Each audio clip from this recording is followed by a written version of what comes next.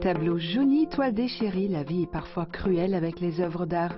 Armée de son savoir-faire et de patience, Charlotte Franier leur offre une seconde jeunesse.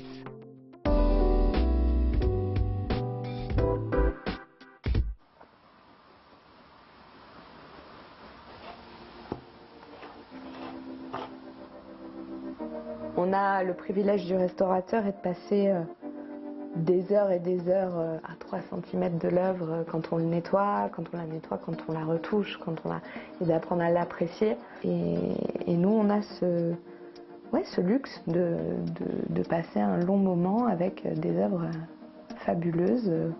Après un début en architecture, Charlotte Franier découvre la restauration de tableaux et poursuit ses études à l'école Condé de Lyon. Fascinée par le savoir-faire, Charlotte se met au service de l'art et du peintre. Installée dans un atelier tenu à l'abri des regards à Bordeaux, elle restaure et redonne vie à des pièces du patrimoine culturel mondial, tout comme à d'autres plus modestes, mais qui possèdent une grande valeur sentimentale. Apprendre à apprécier le tableau pendant le travail est quelque chose de vraiment hyper gratifiant comparativement à un tableau qui est beau, un tableau 17e, une belle scène religieuse, une belle scène galante.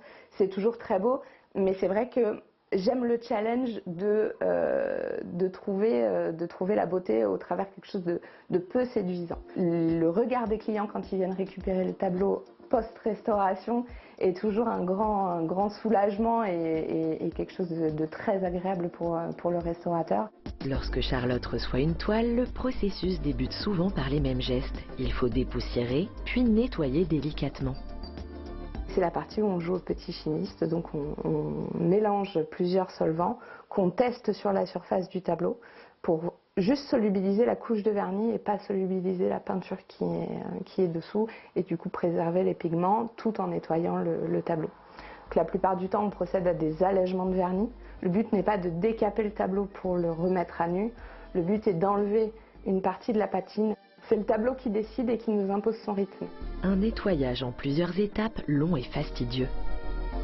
On commence toujours par les carnations parce que les pigments blancs sont les pigments bien souvent les plus résistants.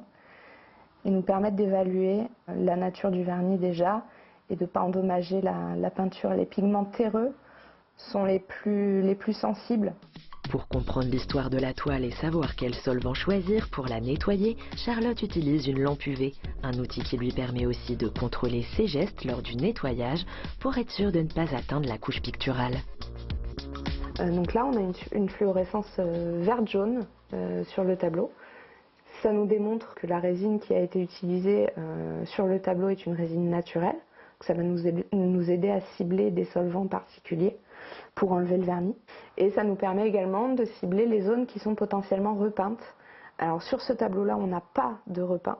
S'il y a une zone qui avait été vue par un restaurateur et repeinte par lui, on aurait une tache noire sur ou sous le vernis.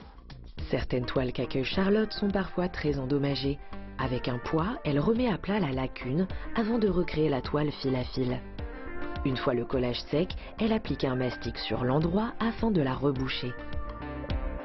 Et pour créer une illusion parfaite, avec une petite aiguille, elle recrée la trame de la toile.